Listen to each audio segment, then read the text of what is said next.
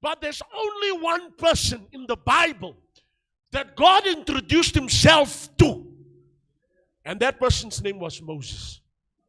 Now, the first thing you have to understand about God, Papa God, that's why I call him Papa. He's my Papa. I have experienced God for myself. I know him. And even on the level that I've experienced him, it's not enough.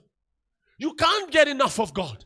The first thing I want us to see, open John chapter 4, verse 21, reading into 23.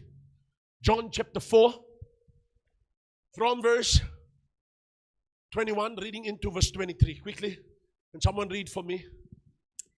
Jesus declared, "Believe me, woman, a time is coming when you will worship the Father neither on this mountain nor in Jerusalem. Yes. You Samaritans worship what you do not know." Stop there. Did you see? He said, they worship what they don't know. For some people, they think a church is still the building. For some people, they think church is the altar. For some people, they think church is your Bible. So he says, the problem is you don't know. When he says you don't know what you worship, he says you worship what you do not know. You don't know what God is. What is his material? Because if we look at God, you will see that God cannot die. That was the first problem I had with churches.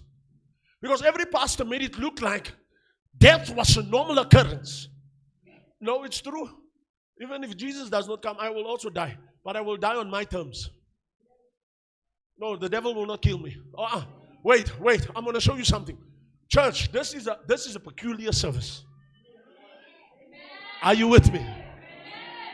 So, he said, you worship what you do not know. You don't know what you worship. You guys don't know what you worship.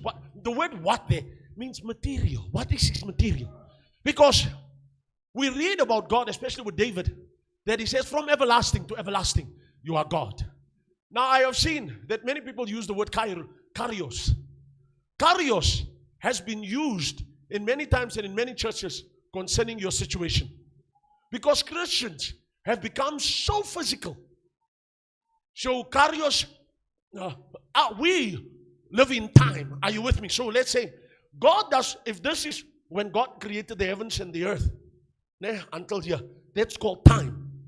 But God lives outside time. And that dimension is called kairos. I'll give a full teaching on it and I'll show you. Because when you study the Bible, in our normal English, it just says time. But there's two kinds of time. There's kairos and there's chronos. But I'm not talking about that. I'm talking about God. So God, he says, you worship what you do not know.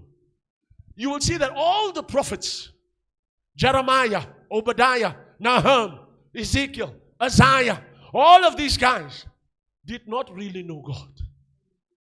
That's why you will always see that every time God raised up Abram, Abram died. He raised up Isaac, Isaac died. He raised up Jacob, Jacob died. He raised up Joseph, Joseph died. He raised up Moses, Moses died. He raised up Joshua, Joshua.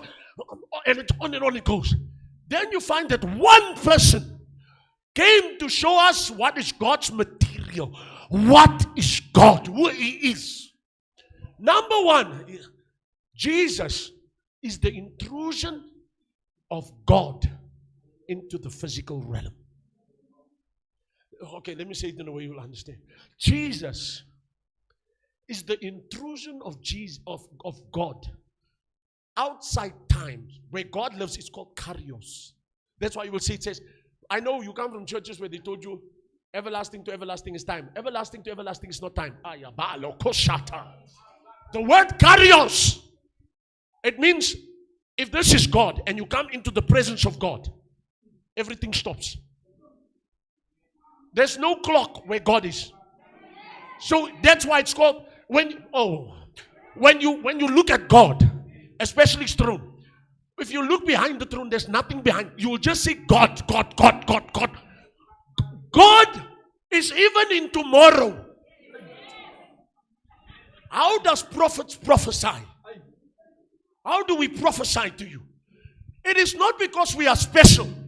It is because God is already in your tomorrow. And He will tell us in today what you must expect tomorrow.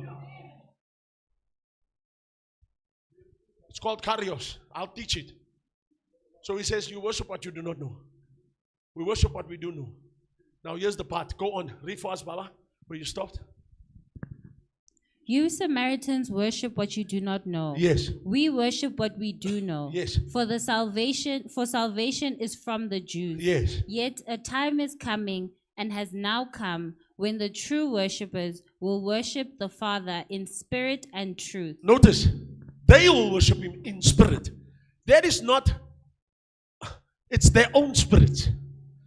First He said the true worshippers. That means everyone that came before Jesus was worshiping as fake worshippers.